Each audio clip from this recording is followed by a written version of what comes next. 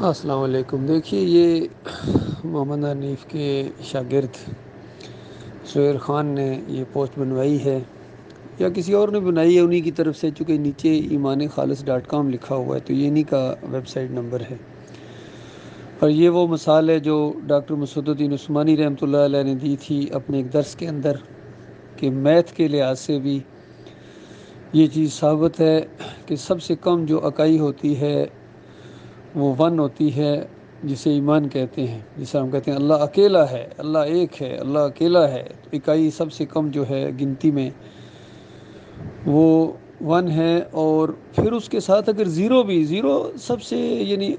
جو ایک ایسا ہندسہ سمجھ لیجیے جو اکیلا ہو تو اس کو کہتے ہیں کچھ بھی نہیں، زیرو ہے جی، بالکل زیرو، کچھ بھی نہیں۔ تو زیرو بھی اگر 1 کے ساتھ دائیں طرف لگا دی جائے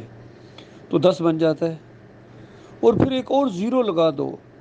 100 بن جاتا ہے، ایک اور زیرو لگا دو 1000 بن جاتا ہے، ایک اور زیرو لگا دو 10,000 بن جاتا ہے، ایک اور زیرو لگا دو 1,00,000 بن جاتا ہے۔ تو تھوڑے تھوڑے بھی عمل اگر اس کے ساتھ لگاؤ گے تو یہ آپ کا عمل بڑھتا چلا جائے گا۔ باقی اگر کوئی زیادہ لگائے تو پھر تو کہنا ہی کیا،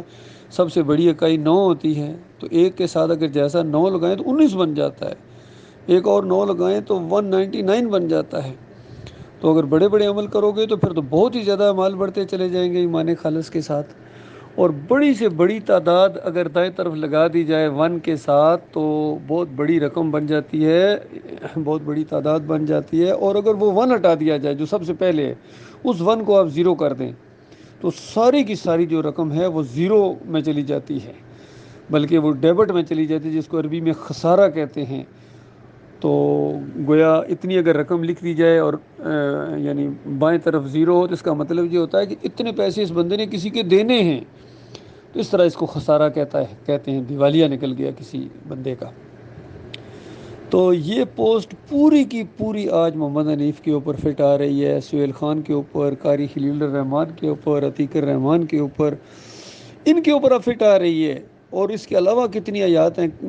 جب ہم نشاندہی کرتے ہیں کہ اب ساری انہی کے خلاف جا رہی ہیں، جس طرح محمد حنیف صاحب کہتے ہیں ہم تو شرک کے سخت خلاف ہیں، سوال ہی پیدا نہیں ہوتا ہم شرک کتنی بری بات اور کتنا بڑا دھوکہ ہے اللہ کے بندوں، 5 شرک ان کے اندر موجود ہیں، اور کہتے ہیں ہم تو شرک کے خلاف ہیں، یعنی شرک کو پھیلا بھی رہے ہیں، اور جو ان کا شرک نہیں مانتا ہے اس کے دشمن بن جاتے ہیں۔ سجدہ تعظیمی کا شرک ان کے اندر، اور اللہ نے اپنی ایک صفت دے دی عیسیٰ علیہ السلام کو، وہ شرک ان کے اندر۔ اب صرف کہتے ہیں وہ حذف کر دیں گے، ایک لفظ حذف کر دیں گے، لیکن عقیدہ وہی رکھیں گے کہ اللہ تعالیٰ نے کچھ نہ کچھ دیا ضرور ہے اپنی صفات میں سے۔ پھر کہتے ہیں انسان انسانوں کو سجدہ کرے تو اس سے شرک کہاں سے آ گیا؟ سورج چاند ستاروں نے نہیں سجدہ کیا تھا کہ یوسف علیہ السلام کو، حالانکہ وہ خواب ہے، سورج چاند ستارے نیچے کو نہیں آئے تھے سجدہ کرنے کے لیے، خواب دیکھنے والا خواب دیکھتا ہے، خواب میں کوئی آیا نہیں کرتا ہے۔ اس طرح سمجھایا کرتے تھے محمد حنیف پہلے ان لوگوں کو جو کہتے تھے کہ نبی علیہ السلام ہماری خواب میں آئے، تو ان کو سمجھایا کرتے تھے خواب میں کوئی آیا نہیں کرتا ہے، یہ خواب دیکھنے والے کے خیالات ہوتے ہیں، اور جس کو خواب میں دیکھ رہا ہوتا ہے یا وہ کہتا ہے خواب میں اس کو پتہ ہی کوئی نہیں۔ تو اس انداز سے یہ ان کا ذہن بن گیا کہ انسان بھی انسانوں کو سجدہ کر سکتے ہیں۔ پھر کہتے ہیں اللہ تعالیٰ جب چاہے جس کو چاہے اپنی صفت دے دے، تو بتائے کون کون سے اس کے شرک کا دفاع کرو گے اللہ کے بندو؟ اس کے دماغ کے اندر صوفیزم ہے۔ اور پھر اس نے وہ جو دلائل دیے تھے ڈاکٹر عمران کو کہ دیکھو آنکھیں بھی تو اللہ کی دی ہوئی ہیں، اور سننے کی صلاحیت بھی تو اللہ نے دی ہے، جسم کس کا ہے؟ اللہ کا دیا ہوا ہے۔ تو گویا یہ اسی فلسفے کے قائل ہیں جو ڈاکٹر اسرار جس پر زور دیا کرتا تھا کہ دیکھو اللہ کا ایک امر جو ہے وہ اللہ کے اندر سے نکلی ہوئی ایک چیز ہے، اس کا امر ہے کن فیکون ہو جاتا ہے۔ تو یہ جو کچھ بھی ہے اس کا اندر سے نکلی کوئی نہ کوئی چیز ہے، کائنات کے اندر جو کائنات ہے یہ اللہ کے اندر سے نکلی ہوئی کوئی چیز ہے۔ یہ صوفیوں کا عقیدے کو پروموٹ کیا کرتا تھا ڈاکٹر اسرار اور سارے صوفی،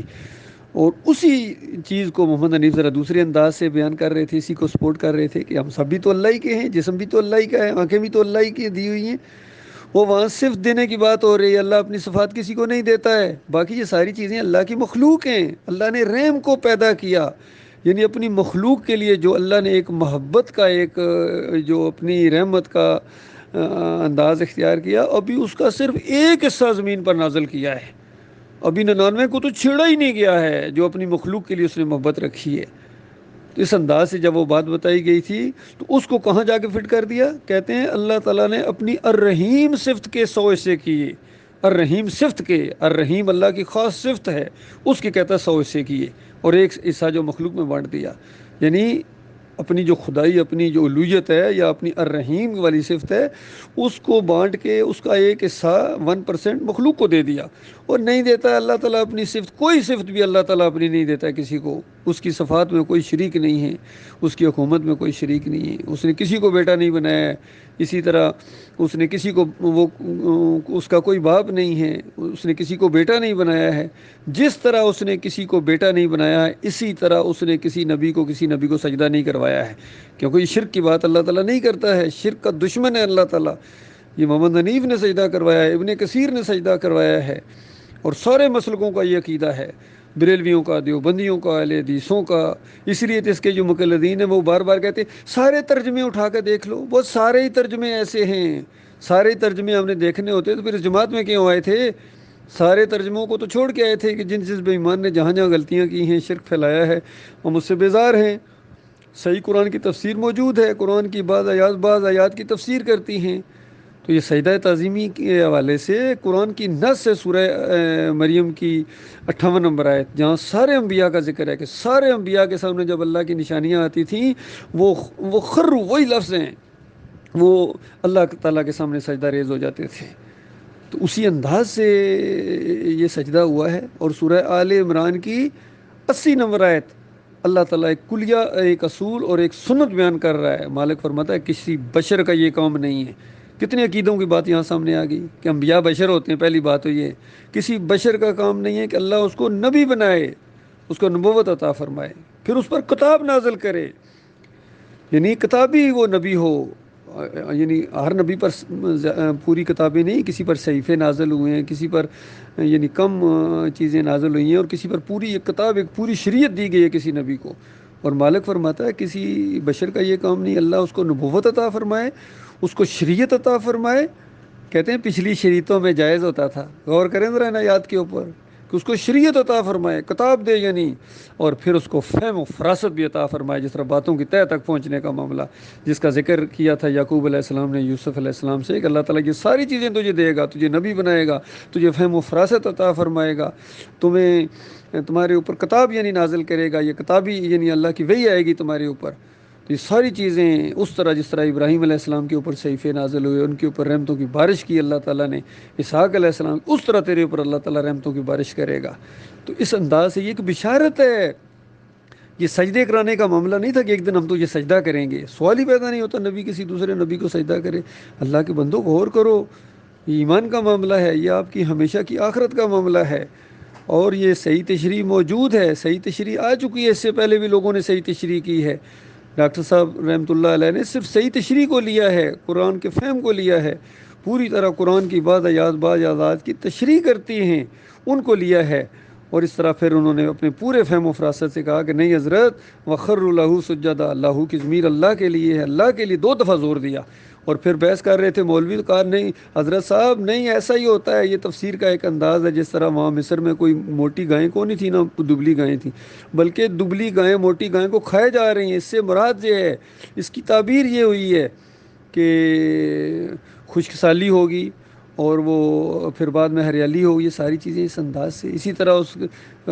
خواب دیکھنے والے نے دیکھا کہ سر پر روٹیاں پرندے کھا رہے ہیں، حالانکہ عام طور پر پرندوں کو روٹیاں کھلانا تو اچھی بات ہے، لیکن اس سے مراد کیا لی گئی؟ سولی پر لٹکایا جائے گا اس کو، اور پھر پرندے سر نوچ نوچ کے کھائیں گے، روٹیاں نہیں، اس کا سر نوچیں گے۔ تو اس انداز سے یہ تعبیر کا ایک انداز ہوتا ہے، اسی لیے لی ساجدین میں تعبیر کا یہ ایک انداز ہے۔ ڈاکٹر صاحب نے اس طرح تشریح کی اور پھر فتویٰ لگایا کہ جن کا ایمان عقیدہ خراب ہوتا ہے وہ اس طرح تفسیر کرتے ہیں کہ یوسف علیہ السلام کو سجدہ ہوا، تو بالکل اسی طرح محمد حنیف نے تشریح کی، کیونکہ اس کے دماغ کے اندر عقیدے کی خرابی تھی۔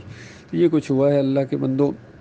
تو اب یہ جس طرح مرضی یہ پرانی پوسٹیں جتنی لگاتے ہیں، یہ خود ان کے اپنے خلاف جاتی ہیں، خود کہتے ہیں کہ دیکھو ایمان کے اندر خرابی آ گئی، ذرا برابر ایمان کے اندر خرابی آ گئی تو تمہارے سارے اعمال برباد کر دیے جائیں گے۔ ابھی تک ان کے درسوں کے اندر یہی چیز ہوتی ہے، اور عام سننے والے سمجھتے ہیں کہ ہمارے ایمان کے اندر خرابی کوئی نہیں، ہم تو شرک کے خلاف ہیں، لیکن جب شرک کی نشاندہی کی جاتی ہے تو وہ کوئی ماننے کے لیے تیار نہیں ہے۔ کوئی مسلک نہیں مانتا ہے، بریلوی نہیں مانتے ہیں، دیوبندی نہیں مانتے ہیں، اہل حدیث نہیں مانتے ہیں، سلفی، حنبلی، کوئی بھی نہیں مانتا ہے۔ اللہ ماشاء اللہ، جس پر اللہ رحم کرے وہ ایمان عقیدے کی باتوں کو سمجھے گا۔ باقی جن کو جہنم کے اندر جانے کا بہت ہی زیادہ شوق ہے اور بیوی بچوں سمیت جانا چاہتے ہیں، وہ اس شرک کے اوپر ڈٹے رہیں، سجدہ تعظیمی کی شرک کے اندر۔ اور جو بھی محمد حنیف نے یہ اپنی دعوت القرآن کے جلد دوم کے اندر